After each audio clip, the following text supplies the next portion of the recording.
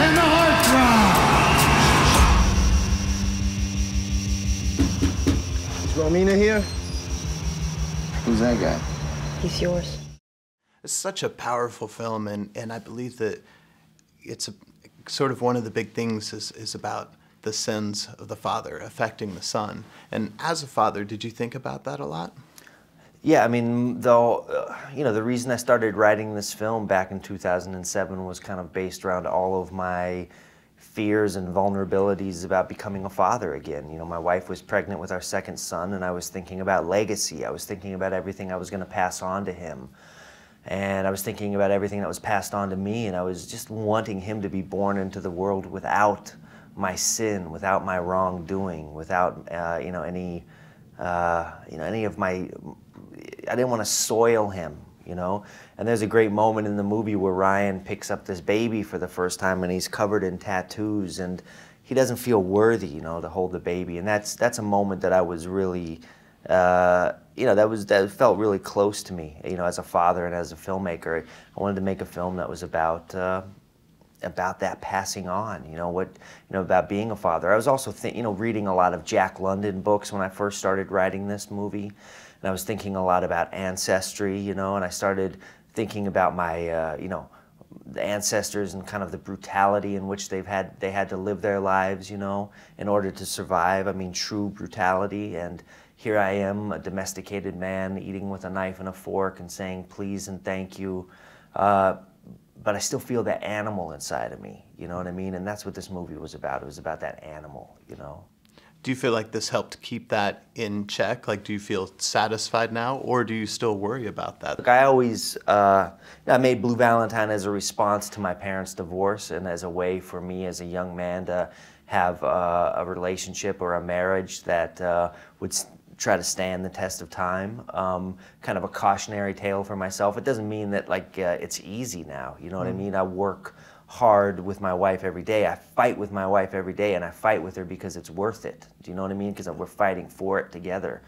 And so, you know, as a father, you know, I'm not going to say like the crystal, you know, like I had the magic dust that made me, you know, a perfect father or whatever. But I make these films because I try to make as personal and as vulnerable of movies as a filmmaker to just, you know, to also speak with the audience too. Well, the show that we're on here is the Drew Pearson Show, and Drew is one of our former Dallas Cowboys and caught the famous Hail Mary catch.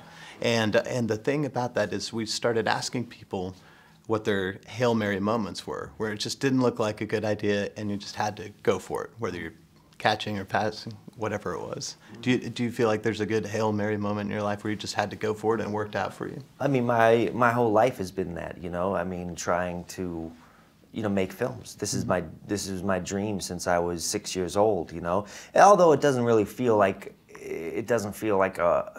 a particular, like, incredibly, you know, impossible chance either. I always felt like that this is what I was born to do. The cast in this is fantastic, and particularly start out with Ryan Gosling, and he actually agreed to do this film before Blue Valentine? You know, I started writing it in 2007. That's 2 years before I shot Blue. And I remember I was at Ryan's agent's house one night and we were having dinner, and you know, I started asking Ryan, I said, man, you've done so much in your life, what haven't you done? And he said, well, you know, I said, what haven't you done that you've always wanted to do? He said, well, I always wanted to rob a bank, but I'm too scared of jail. And I said, oh, that's funny, I'm writing a movie about a bank robber. I said, how would you do it? And he said, well, I would do it on a motorcycle because I could go in and have a helmet on and no one would know who I was. It would disguise my identity.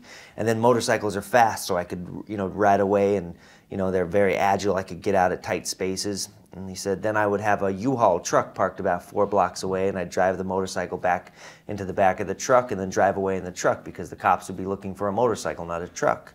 And I said, that's crazy. That's exactly what we've written into the screenplay. It's exactly the way the guy does it in the movie. And he said, no way. And it was one of those times that I realized that we were destined to make movies together, you know? And so I told him I'd make his dreams come true. And he's quite the pop culture, I guess, what you call it, phenomenon or enigma. But what is it about him, because you've worked closely with him, that you think everyone just seems to resonate with? Ryan is a magic person. He's a magic human being. He makes the world a better place. He can do things because he believes, you know? I mean, there's so many things that make Ryan, you know, special. I'll give you an example on this movie.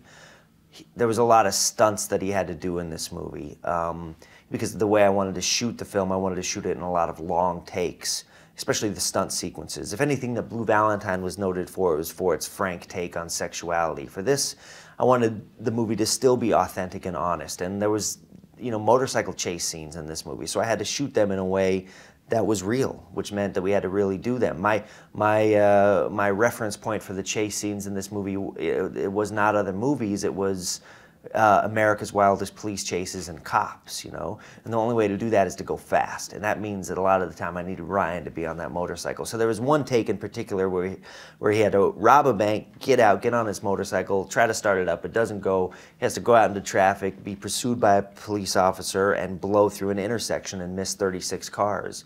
And he had to do that. I couldn't put a stunt guy on that. So about 8 weeks before production, I had Ryan training with our stunt coordinator, Rick Miller, who was, you know, anytime Batman gets on a motorcycle, that's Rick Miller. So Rick gave him his first lesson, and afterwards I said, okay, Rick, on a scale of 1 to 10, where would you rank Ryan? And he said, about a 3. And I said, uh-oh, that's no good. I said, well, you got 8 weeks with him, so after 8 weeks, where do you think he can get to? He said, maybe a 3.5, a 4 if he's lucky. He says, look, this takes a long time. This is a lifetime to do this. And I said, okay, well, all you can do is just keep practicing with him. Flash forward 8 weeks later, a day before production, Ryan wraps up his final stunt lesson. I asked Rick, where did he get to? Scale of 1 to 10. Rick said he got to a 7. So that shows you that Ryan can do things that normal people cannot do. You know, for instance, he doesn't know how to ride a skateboard, but I could give him a skateboard and he could do something with it. So, yeah, I'm indebted to him. You know something, Luke? If you ride like lightning, you're gonna crash like thunder.